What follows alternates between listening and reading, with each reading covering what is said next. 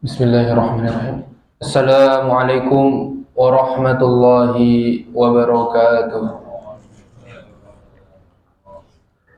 Alhamdulillahirabbil alamin wa bihi nasta'inu ala umuri dunya waddin. Asyhadu an la ilaha illallah wahdahu la syarika lah wa asyhadu anna Muhammadan abduhu wa rasuluhu ballaghar risalah wa nasaha lil ummah wa kashafallahu ta'ala bil ummah. ليلها كنهارها سواء ولا يزيغ عنها إلا حالك. اللهم صل وسلم على نبينا محمد وعلى آله وصحبه ومن تبعهم بإحسان إلى يوم الدين. أما بعد، قال الله تعالى في القرآن الكريم: وننزل من القرآن ما هو شفاء ورحمة للمؤمنين wala yazidul zalimina illa khasara. Jamaah salat subuh yang dimuliakan oleh Allah Subhanahu wa taala. Alhamdulillah atas izin Allah Subhanahu wa taala, di pagi hari ini kita bisa merasakan nikmatnya salat subuh berjamaah dan sejuknya udara di pagi hari. Kemudian salawat beserta salam selalu kita aturkan kepada uswah hasanah kita, Nabi besar Nabi Muhammad sallallahu alaihi wasallam, yang mana dengan memperbanyak salawat kita, maka Ibnu Qayyim al-Jauziyah mengatakan di dalam kitabnya, salah satu manfaat dari salawat adalah kelak kita insyaallah akan mendapatkan syafaat dari beliau. Jamaah salat subuh yang dimuliakan oleh Allah Subhanahu wa taala, insyaallah di pagi hari ini yang akan kita bahas adalah sebuah kitab yang berjudul Akhlak Hamalatil Quran, atau akhlak-akhlak orang yang membaca, mengemban atau membawa Al-Quran. Kitab Akhlak Hamalatil Al-Quran ini adalah salah satu karya dari Imam Al-Ajurri, yang mana Imam Al-Ajurri adalah salah satu ulama yang mana di dalam kehidupannya banyak sekali menulis karya-karya terbaiknya.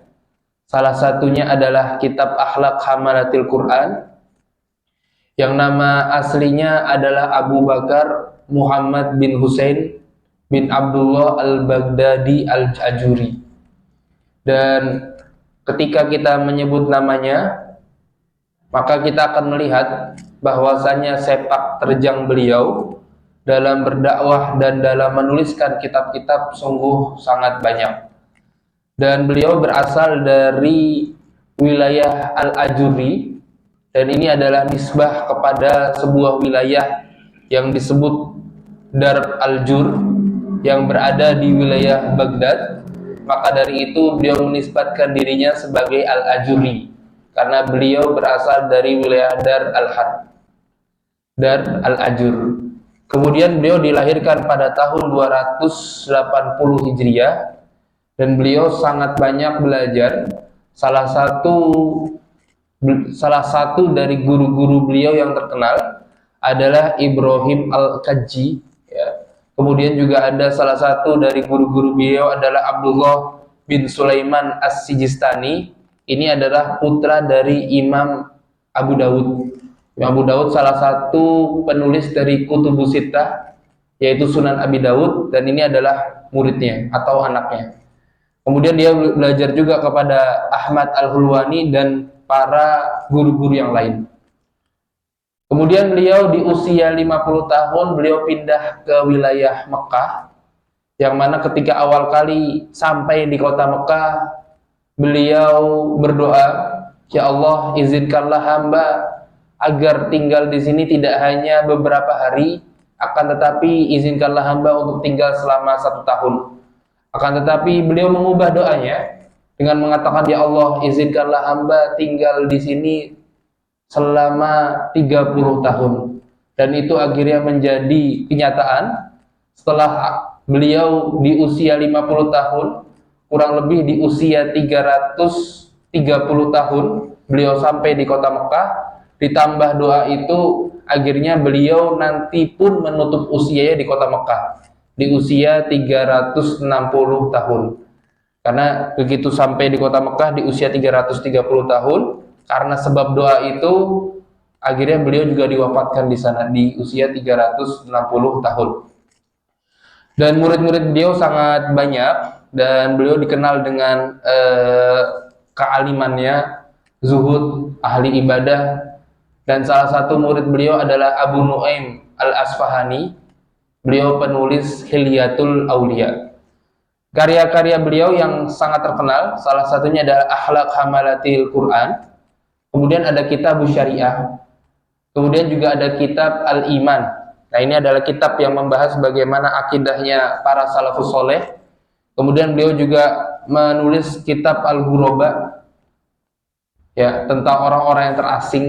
Beliau juga menulis tentang kitab Akhlaqil Ulama, akhlaknya para ulama itu seperti apa, dan karya-karya lainnya. Dan insya Allah di kesempatan pada pagi hari ini kita akan membahas salah satu karya beliau, yaitu Akhlaq Hamalatil Quran, karya Imam Al-Ajuri yang beliau wafat di tahun 360 Hijriah. Nah, di karya beliau di Akhlaq Hamalatil Quran ini beliau membahas menjadi 9 bab atau 9 pembahasan, yang mana 9 pembahasannya ini pembahasannya berbeda-beda, tidak selalu sama. Akan tetapi di kesempatan pagi hari ini kita akan mengambil di bab ke-8 di dalam kitab Akhlaq Hamalatil Quran, yang mana kitab yang berisi dari 9 bab ini membahas dari sudut pandang atau pembahasan berbeda. Akan tetapi di bab 8 yang akan beliau bahas adalah tentang bagaimana khususnya seseorang beradab terhadap Al-Quran. Dan di awal pembahasannya di bab 8, beliau membahas dengan pembahasan tentang bagaimana akhlak dan adab ketika orang ingin membaca Al-Quran, yaitu dengan cara bersiwak. Dengan cara bersiwak. Kami akan bacakan matanya. Qala al-mu'allif rahimahullahu ta'ala, nafa'anallahu bi'ulumihi fid dunya wal akhirah. Allahumma gfirli wa li walidina wa li masyaikhina wa li asatizatina wa li tullabina wa li jarina ajmain. Qala wa uhibbu liman arada qira'atal qur'ani fi lailin aw niharin ayyatatahhar. Di pembahasan yang ke-8 atau di bab ke-8 di kitab Akhlaq Hamalatil Quran, beliau membuka dengan pembahasan wa uhibbu. Berarti saya mencintai dan saya menyukai, kata Imam Al-Ajuri. Liman arada qira'atal Quran, bagi siapapun yang dia ingin membaca Al-Quran. Fi lailin aw niharin, baik dia membaca Al-Qurannya di pagi hari ataupun di malam hari, atau dia membaca Al-Quran di malam hari ataupun di pagi hari atau siang hari. Ini menunjukkan apa? Kita bisa ambil kesimpulan bahwasannya membaca Al-Quran itu dikerjakan para salafus soleh kita setiap harinya, bukan di dalam sepekan misalnya hanya di hari Jumat. Tidak, akan tetapi mereka selalu membaca Al-Quran di setiap harinya. Dan biasanya mereka membacanya di pagi harinya ataupun di malam harinya, ataupun terkadang sepaket di pagi hari dan di malam hari. Ini kebiasaan para salafus soleh kita. Ayyatatohar, hendaknya ketika ingin membaca Al-Quran di pagi hari ataupun di malam hari, sebaiknya dia bersuci. Ayyatatohar itu hendaknya dia bersuci. Nah, bersuci ini berarti bersuci dari dua hadas. Dua hadas. Hadas akbar dan hadas asghar. Hadas akbar yang dimaksud di sini adalah dengan cara ketika dia misalnya junub dan sebagainya, hendaknya dia membersihkan hadas akbarnya terlebih dahulu. Kemudian apa yang dimaksud dengan hadas asghar adalah misalnya dia dalam kondisi tidak bersuci, hendaknya dia bersuci terlebih dahulu. Misalnya dia kentut atau sebagainya, hendaknya dia berwudu terlebih dahulu.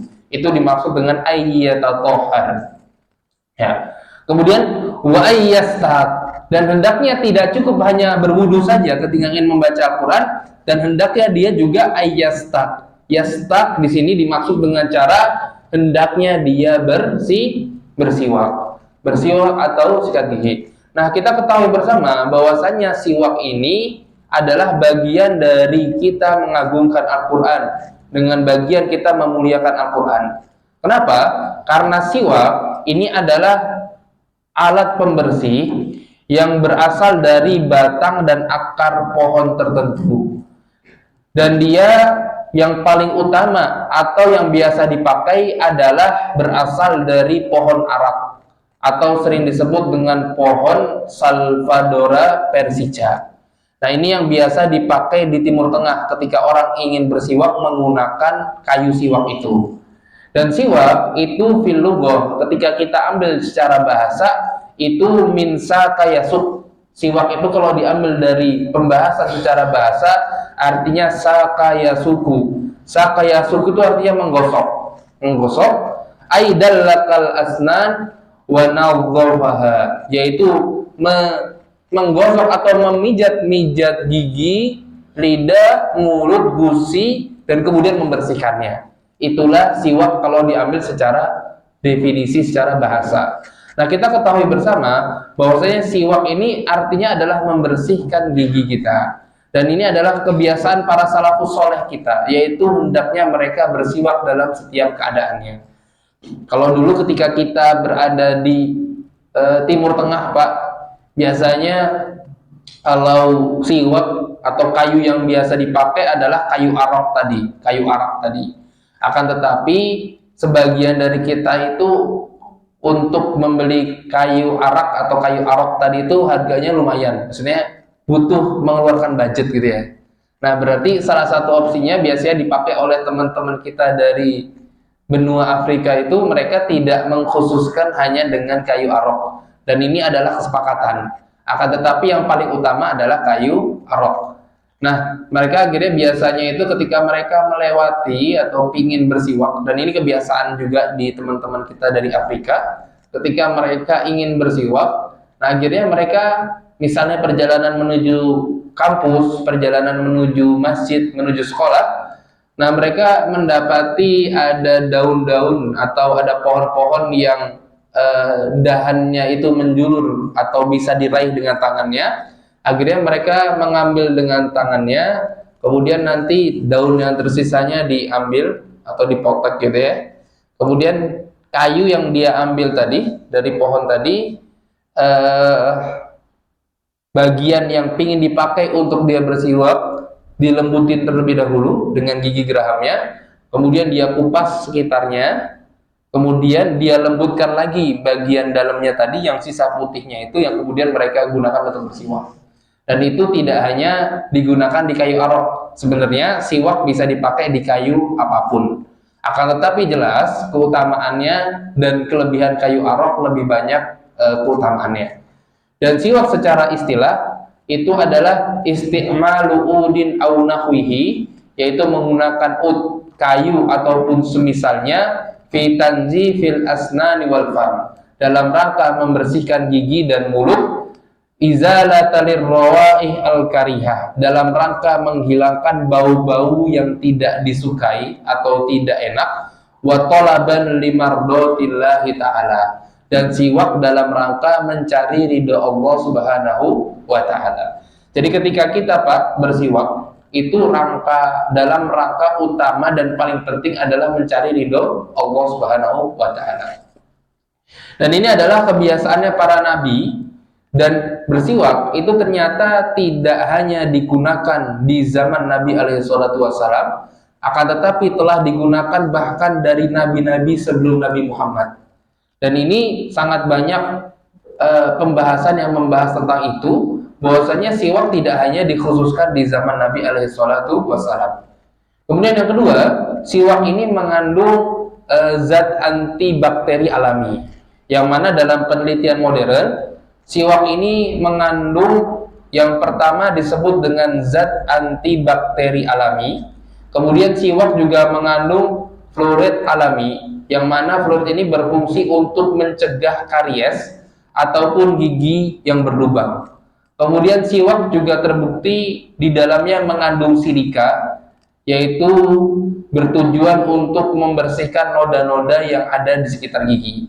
Jadi kadang kalau kita beli odol itu Pak, nah di dalam odol itu terkadang kita bisa melihat ya di luar ada manfaat yang terkandung di dalamnya, ditulis di sampul odol itu. Ternyata dalam penelitian modern semua hal itu sudah terkandung di dalam kayu siwak, khususnya kayu arok yang yang biasa dipakai. Kemudian yang keempat, siwak juga mampu memperkuat gusi. Maka siwak tidak hanya salah satu kesalahan, siwak biasanya dipakai hanya di gigi. Padahal tidak, siwak bisa kita gunakan juga di lidah kita dan juga bisa kita gunakan di gusi-gusi kita. Dan tujuannya adalah untuk memperkuat gusi. Kemudian siwak ini lebih dari sekedar sikat gigi. Ketika siwak membersihkan gigi, ini secara tidak langsung menyegarkan nafas, menguatkan gusi, bahkan menguatkan pencernaan secara tidak langsung. Dan ini keutamaan yang lebih ya, bahwasanya bersiwak itu berbeda dengan sikat gigi. Ketika ingin disamakan mungkin bisa disamakan, akan tetapi keutamaan siwak tentu lebih utama dan lebih jauh ketimbang seseorang bersikat gigi. Maka hendaknya di antara kita semua di dalam kehidupan kita, apa sulitnya kita untuk membeli sebuah kayu ya, yang mana kita taruh di saku baju kita ataupun di jeb-jeb di jubah-jubah kita, yang mana nanti dalam keseharian kita gunakan ketika kita ingin membaca Al-Quran. Dan siwak memiliki beberapa waktu yang paling utama. Dan waktu yang paling utama, salah satunya yang dikatakan oleh para ulama adalah sebelum apa? Sebelum sholat. Sebelum sholat. Nabi alaihissalam bersabda, sebagaimana diriwayatkan oleh Abu Hurairah radhiyallahu an, qala Rasulullah sallallahu alaihi wasallam, laula an asyqa ala ummati la amartuhum bisiwak inda kulli sholat. Rawahul Bukhari wa Muslim. Sekiranya tidak memberatkan umatku, niscaya saya akan memerintahkan umatku untuk bersiwak setiap kali hendak mengerjakan sholat. Ini menunjukkan apa Pak? Ini menunjukkan bahwasanya keutamaan siwak ketika sebelum sholat itu sangat utama. Ketika kita ingin berbicara kepada orang yang kita hormati, orang yang kita cintai, biasanya kita akan membersihkan gigi kita terlebih dahulu. Apalagi kita ingin menghadap Rabbul Alamin, Rabbul Azizul Ghafur, Allah Azza wa Jalla, tentu bersiwak menjadi lebih utama. Kemudian yang kedua adalah ketika bangun tidur, karena Nabi Shallallahu Alaihi Wasallam idza qama minal lail yashusufahu bisiwak, di dalam sebuah riwayat Nabi ketika bangun di malam hari, apa yang dikerjakan pertama kali bukan mengambil handphonenya ya, bukan mengambil handphonenya, kemudian lihat jam dan sebagainya. Yang Nabi taruh di sampingnya Nabi adalah apa Pak? Siwak. Yang mana Nabi mengambil siwak itu, dan dengan siwak itu Nabi membersihkan giginya, gitu ya. Kemudian salah satu waktu yang utama adalah ketika bau mulut berubah, idza taghayyaril fam, bau mulut berubah. Kemudian sebelum membaca Al-Quran yang keempat, kemudian yang kelima saat masuk rumah. Dan ini adalah kebiasaan mulia. Nabi tidaklah Nabi memasuki rumahnya ataupun menghadapi istri-istrinya kecuali Nabi bersiwak terlebih dahulu. Dan ini telah dinukil langsung oleh Aisyah radhiyallahu anha ummul mukminin. Beliau mengatakan, qultu li Aisyah radhiyallahu anha bi ayyi syai'in kana Nabi sallallahu alaihi wasallam yabda idza dakhala baitahu. Dengan apa? Ada seorang sahabat bertanya, wahai ummul mukminin, dengan apa Nabi pertama kali dilakukan ketika hendak masuk ke dalam rumahnya? Qalat bisiwak. Nabi sebelum masuk rumahnya selalu bersiwak, gitu ya. Dan gimana ini taunya? Aisyah ummul mukminin radhiyallahu anha itu sangat mengenali Nabi. Bahkan ketika Nabi di depan pun Aisyah mengamati. Ya, ini kan konteksnya Aisyah di dalam rumah. Akan tetapi bagaimana Aisyah tahu bahwasanya Nabi setiap kali mau masuk rumah, Nabi bersiwak dulu? Karena Aisyah tidak hanya di dalam rumah, akan tapi Aisyah juga memperhatikan apa yang dikerjakan Nabi di luar, di rumahnya. Jadi ketika Nabi ingin mau masuk dalam rumahnya, berdiri terlebih dahulu, kemudian bersiwak, kemudian Nabi baru masuk ke dalam rumah. Dan sangat banyak dalil yang menunjukkan bahwasanya Nabi selalu bersiwak. Dan siwak yang paling penting, Pak, bahwasanya ketika kita bersiwak tujuannya adalah mendatangkan ridho Allah Subhanahu wa taala.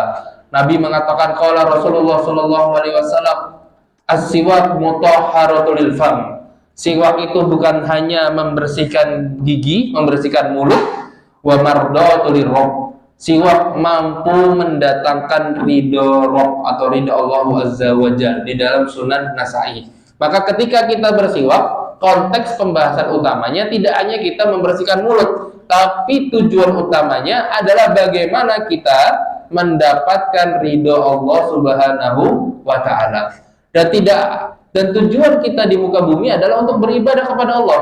Dan dengan cara kita beribadah dengan baik dan benar, niscaya ridho Allah datang kepada kita semua. Kemudian bahkan Nabi SAW menutup akhir hayatnya juga dengan apa, Pak? Dengan siwak.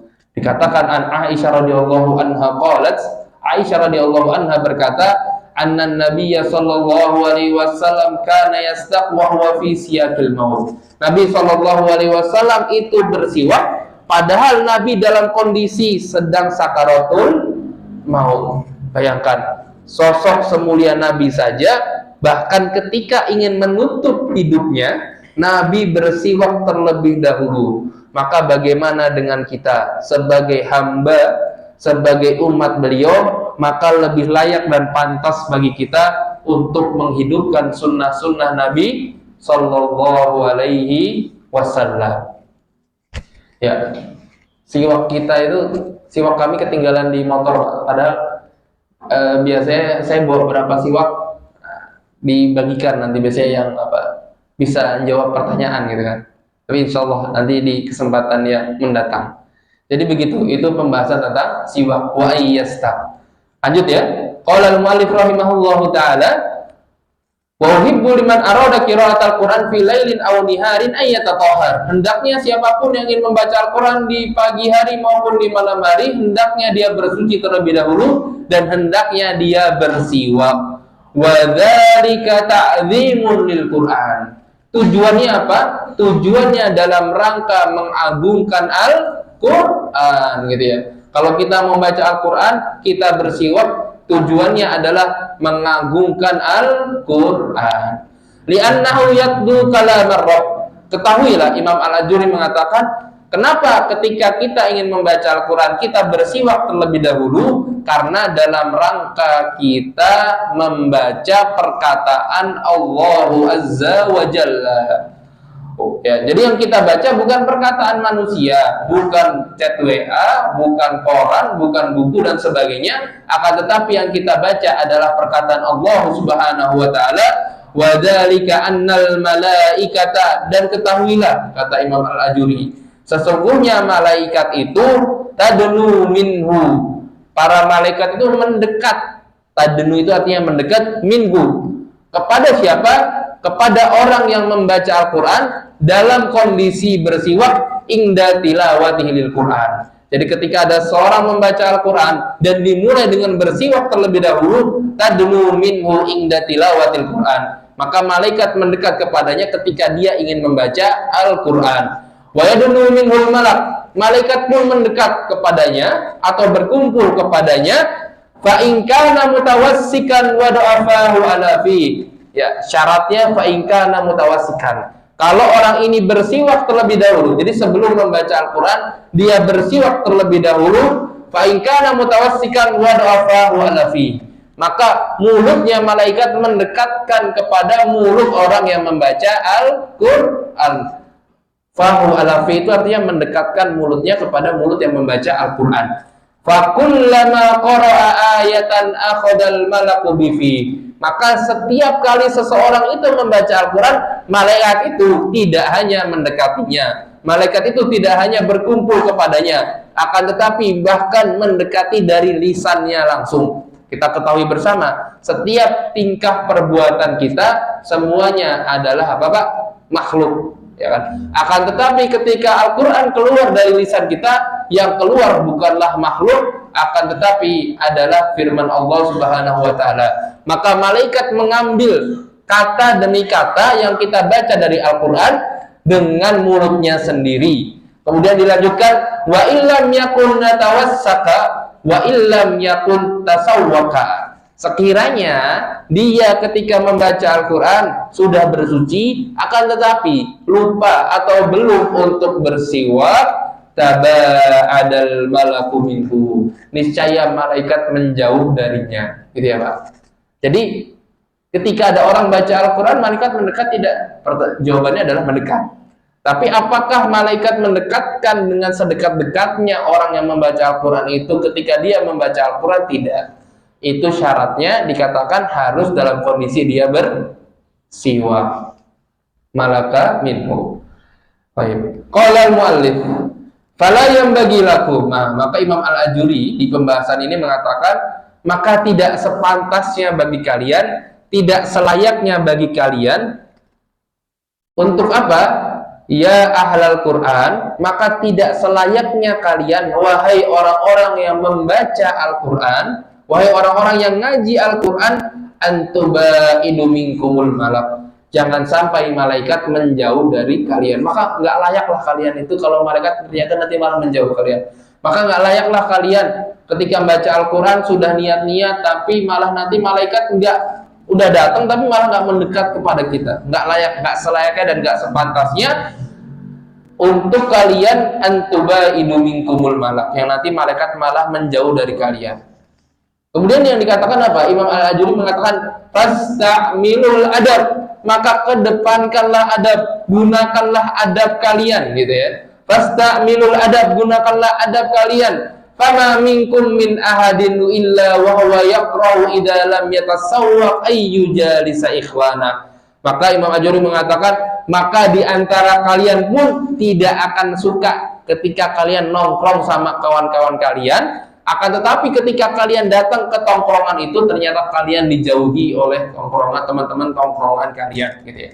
Kalau zaman dulu Pak, kebiasaan orang-orang para salafus saleh terdahulu, ketika mereka mau nongkrong, duduk sama kawan-kawannya untuk membahas apapun, maka mereka selalu bersiwak terlebih dahulu.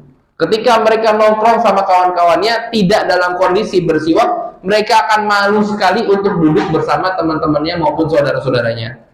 Dan ini adalah kebiasaan para salafus saleh terdahulu. Dan mungkin kebiasaan itu sudah hilang zaman sekarang. Kalau zaman dulu, mereka itu aib, sangat aib ketika seseorang muslim mau duduk untuk kumpul, untuk diskusi kepada saudara yang lain, tidak dalam kondisi bersiwak. Begitu dikatakan juga, maka begitu pula ketika kalian nongkrong, ada keinginan untuk nongkrong, tidak dalam kondisi bersiwak, pasti kalian akan merasakan tidak enak. Begitu pula apabila kalian ingin membaca Al-Quran, jangan sampai kalian merasa biasa saja. Pastikan kalian tidak dalam kondisi tidak enak, sehingga kalian menggunakan siwak kalian untuk membersihkan gigi-gigi kalian. Baik. Ya. Bahkan diriwayatkan dari Ali bin Abi Thalib, Nabi SAW bersabda, inna afwahakum turukulil Quran. Sesungguhnya mulut-mulut kalian itu kenapa sih pentingnya bersiwak? Kenapa? Karena dikarenakan mulut-mulut kalian adalah jalan keluarnya bagi Al-Quran. Karena Al-Quran akan keluar melewati lisan-lisan kita. Fatayyibuha bisiwak, maka hendaknya dia memperbaikinya atau memperbagusnya dengan bersiwak. Dan ini dalam rangka mengagungkan Allah Subhanahu wa taala. Maka dalam pembahasan pertama di bab 8 ini, Imam Al-Ajuri membahas dengan memberikan tamparan yang sangat keras. Beliau mengatakan tidak selayaknya bagi seorang muslim mau baca Al-Quran, tapi justru malaikat malah menjauh dari kalian. Baik, itu pembahasan pertama, yaitu bersiwak sebelum membaca Al-Quran. Kemudian pembahasan yang kedua yang dijelaskan oleh Imam Al-Ajuri adalah hendaknya seorang muslim dia membaca dalam keadaan bersuci. Dikatakan qala al-muallif rahimahullahu taala wa uhibbu, kata Imam Al-Ajuri. Imam Al-Ajuri imam azim ya, imam besar ya. Karya-karyanya sangat banyak, Pak. Salah satunya adalah Kitab Syariah. Kitab Syariah ini adalah kitab yang membahas tentang syariat-syariat Islam. ada Kitabul Iman dan sebagainya, membahas bagaimana akidahnya para salafus saleh terdahulu. Ini karya-karya beliau menjadi rujukan utama, salah satunya ini Akhlaq Hamalatil Quran.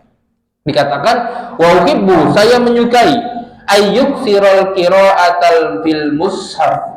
Saya itu menyukai ketika seseorang membaca Al-Quran itu membacanya langsung melihat kepada apa Pak? Mushafnya langsung, gitu ya. Jadi keutamaan membaca Al-Quran dengan mushaf itu lebih utama. Lifad liman qara'a fil mushaf. Kenapa Imam Al-Juri mengatakan? Karena dia mendapatkan keutamaan membaca di dalam mushaf. Jadi ketika kita membaca Al-Quran Pak, itu ada dua cara. Yang pertama kita membaca tanpa melihat kepada mushaf. Cara yang kedua adalah membaca dengan cara melihat kepada mushaf. Mana yang lebih utama? Ternyata yang lebih utama dikatakan lifad liman qara'a fil mushaf. Lebih utama membaca Al-Quran ketika kita melihat Quran atau mushaf secara langsung. Itu lebih utama ternyata Pak. Kenapa alasannya? Alasannya kenapa? Ketika kita membaca Al-Quran tanpa melihat mushaf, kita mendapat pahala, yaitu hanya lisan kita membaca Al-Quran. Akan tetapi ketika kita membaca Al-Quran sambil di hadapan kita ada mushaf, kita mendapatkan keutamaan an-nazar bil Quran. Kita melihat kepada Al-Quran. Maka lebih utama adalah yang kedua, yaitu mendapatkan dua pahala sekaligus, membaca Al-Quran dan mata kita melihat kepada mushaf. Gitu ya.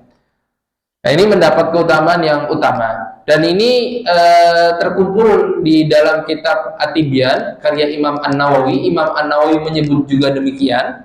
Akan tetapi kata Imam An-Nawawi, ketika seseorang ternyata dia lebih fokus membaca Al-Quran tanpa melihat mushaf, maka lebih utama bagi dia adalah membaca Al-Quran tanpa melihat mushaf, gitu ya. Misalnya ternyata ketika dia membaca dengan hafalannya itu ternyata lebih menghadirkan rasa takut, menghadirkan keinginan untuk terus mengaji dan ta'zim luar biasa, maka itu lebih utama untuk membaca Al-Quran langsung dari hafalannya tanpa melihat mushaf. Itu disebutkan oleh Imam An-Nawawi di dalam kitabnya At-Tibyan. Baik, kita lanjutkan. Wala yanbaghi lahu ay yahmilul mushaf illa wa huwa tahir. Tidak selayaknya bagi kalian untuk dia yahmilal mushaf. Yahmilal mushaf itu artinya membawa mushaf illa wa huwa tahir, kecuali dia dalam kondisi bersuci, gitu ya. Jadi untuk membaca Al-Quran silahkan saja, akan tetapi dalam kondisi ketika kita ingin memegang Al-Quran, ketika kita ingin menyentuh ataupun membawa Al-Quran, pastikan dalam kondisi bersuci. Illa wa huwa tahir. Fa in ahabba yaqra fil mushaf ala ghairi taharatin fala ba'sa bihi. Kalau dia ingin membaca Al-Quran tidak dalam kondisi bersuci, fala ba'sa bihi, enggak apa-apa. Kalau membaca Al-Quran tidak dalam kondisi bersuci, fala ba'sa bihi. Akan tetapi walakin la yamassuhu, kata Imam Al-Ajuri, akan tetapi jangan sampai dia menyentuh apa Pak? Al-Quran. Walakin yasaffahul mushaf bi syai', akan tetapi dia membuka halaman demi halaman ketika dia dalam tidak kondisi bersuci dengan sesuatu, gitu ya. Mungkin bisa dengan kerah di bajunya, mungkin bisa dengan tisu, dia ambil satu tisu, gitu ya. Kemudian dia membuka halaman demi halaman ketika dia tidak dalam kondisi bersuci. Akan tetapi tentu yang paling utama adalah membaca Al-Quran dalam kondisi bersuci. Jadi ketika kita ingin membaca Al-Quran, pastikan dalam kondisi bersuci. Akan tetapi misalnya di dalam pertengahan ngaji kita mohon maaf ya Pak, kentut dan sebagainya, maka lebih utama adalah bersuci. Akan tetapi ketika dia ingin melanjutkan bacaan, nggak masalah. Fala ba'sa bihi, dikatakan Imam Al-Ajuri, walakin la yamassu, akan tetapi jangan menyentuhnya. Bagaimana kalau mau menyentuh? Yamassuhu bi syai', dia menyentuh dengan sesuatu. Bisa juga misalnya dia bawa pulpen ataupun tongkat, dia bisa membalikan halaman demi halaman dengan itu. Walakin la yamassuhu, jangan nyentuh langsung. Yamassuhu bi syai', dia menyentuh dengan sesuatu. Ya, Jadi itu salah satu yang harus kita pahami bersama, dan ini sangat banyak ya di Indonesia bahwasanya kita dalam kondisi berhadas ya kita masih memegang mushaf. Dan ini adalah kesepakatan imam 4 mazhab ya, baik di Imam Hanafi, di Imam Malik, di Imam Syafi'i dan Imam Hambali. 4 mazhab sepakat bahwasanya nggak boleh memegang Al-Quran kecuali dalam kondisi bersuci. Dan ini kita sering lihat di Indonesia biasanya walaupun berhadas mereka tetap megang Quran. Dan semoga ini menjadi tanbih buat kita semua. Baik. Illa wa huwa tahir. Fa in ahabba yaqra'a fil mushaf ala ghairi taharatin fala ba'sa bihi walakin la yamassuhu, akan tapi jangan sampai dia menyentuhnya, walakin yusaffahul mushaf bi syai' wala yamassuhu illa tahiran. Jangan sampai dia menyentuh Al-Qur'an kecuali dalam kondisi bersuci. Dan ini menjadi hadis, dan ini menjadi kebiasaan, dan banyak hadis yang menyampaikan tentang ini, bahwasanya Nabi SAW ini selalu membaca Al-Quran dalam setiap keadaannya, dan para salafus soleh ketika memegang Al-Quran dalam kondisi bersuci.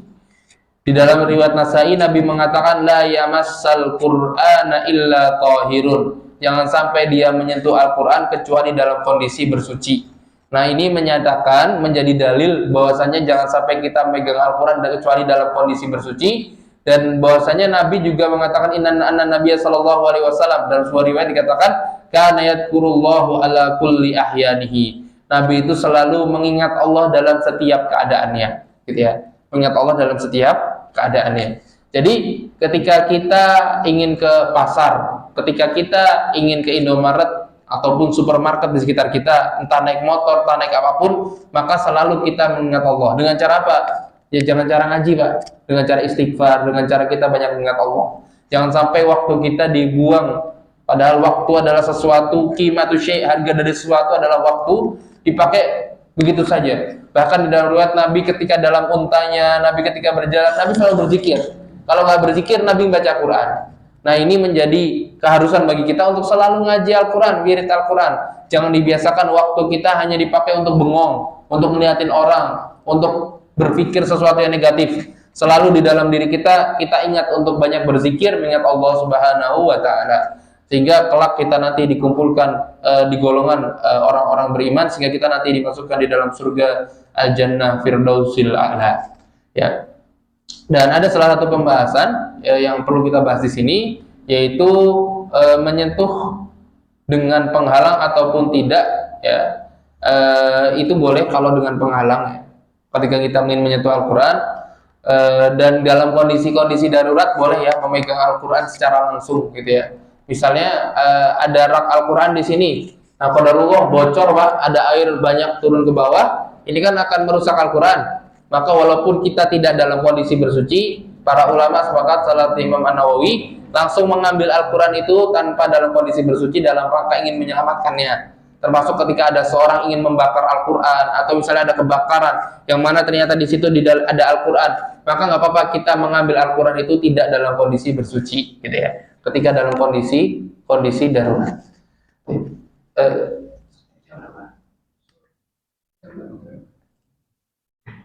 Terus, oh yes, masih ada waktu kurang lebih 6 menit, 7 menit. Baik, itu Pak, kita buka sesi tanya jawab. Mungkin ada yang bertanya terkait ini. Untuk permasalahan terkait Android apakah bagian dari Al-Quran atau tidak? Nah ini ada khilaf di antara para ulama. Tapi sebagian ulama mutaakhirin, ulama-ulama sekarang itu menyatakan bahwasanya HP Android itu hukumnya adalah HP. Walaupun HP-nya itu nanti diinstal aplikasi mushaf, diinstal aplikasi Quran yang lain, maka statusnya adalah HP. Statusnya bukanlah Al-Quran, walaupun nanti ketika dia membaca Al-Quran. Maka sebagian ulama membolehkan membaca Al-Quran tidak dalam kondisi berwudu, maksudnya membolehkan memegang Al-Quran atau membaca Al-Quran dengan HP tidak dalam kondisi berwudu. Tapi perlu dipahami bersama bahwasanya berarti pahalanya bukan pahala membaca Al-Quran dengan melihat mushaf secara langsung.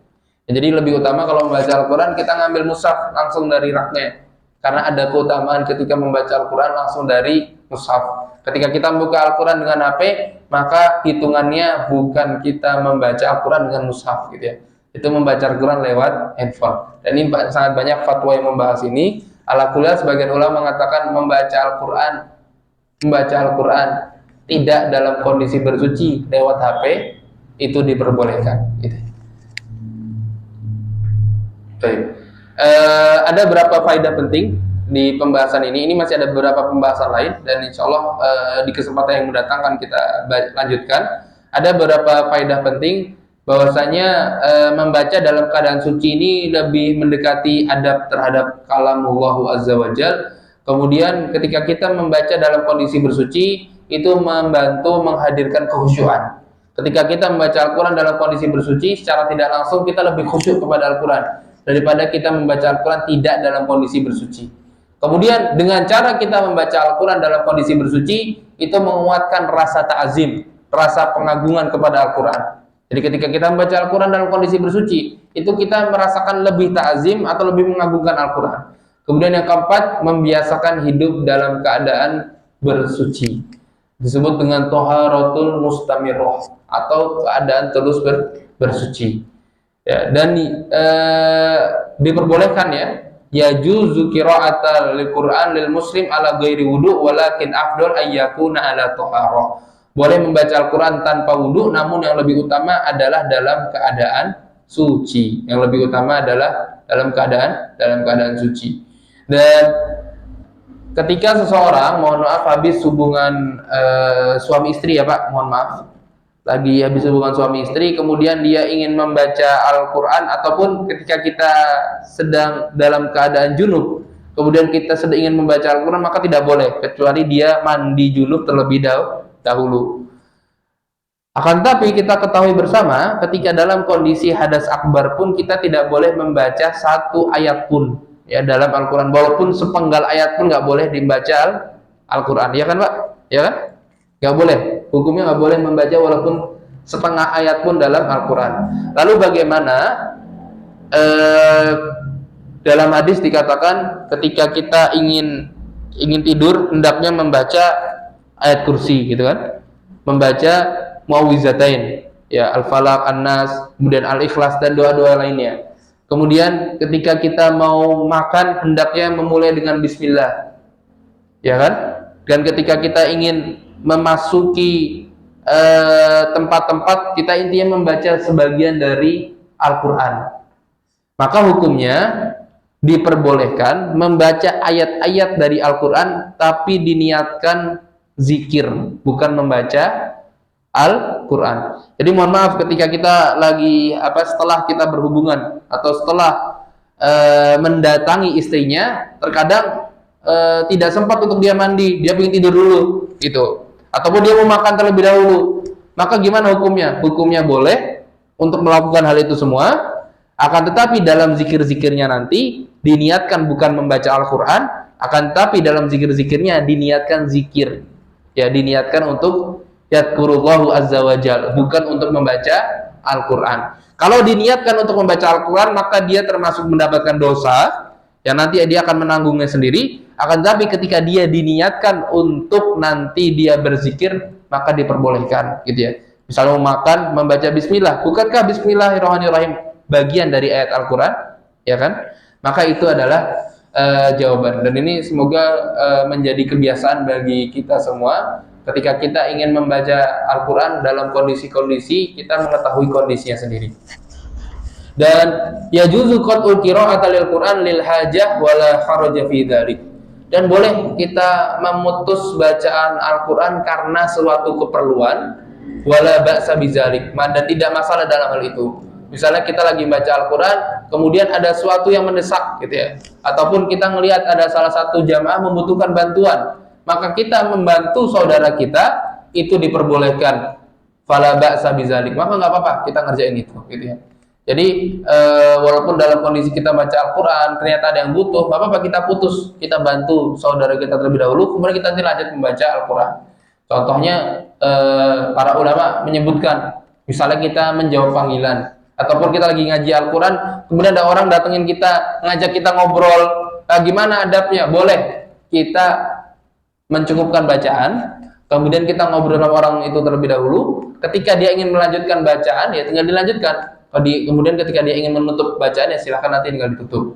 Kemudian ketika dia nanti melihat menolong orang yang membutuhkan, atau kemungkinan ada orang yang memberikan salam kepada dia, maka diperbolehkan untuk dia menjawab salam dan urusan-urusan penting lainnya.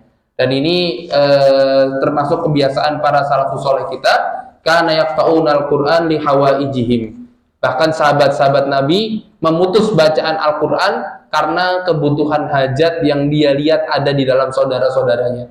Jadi bahkan para sahabat pun memutus bacaan ketika mereka melihat para sahabat lainnya membutuhkan bantuan. Tapi insyaallah kita di pertemuan mendatang atau insyaallah di kesempatan lain kita akan melanjutkan pembahasan tentang memutus bacaan untuk menyelesaikan hajat. Mungkin itu yang dapat kami sampaikan ya Ustaz. Kita cukupkan dengan bacaan alhamdulillah. Alhamdulillah, subhanallahumma bihamdika asyhadu an la ilaha illa anta astaghfiruka wa atubu ilaik. Wassalamualaikum warahmatullahi wabarakatuh.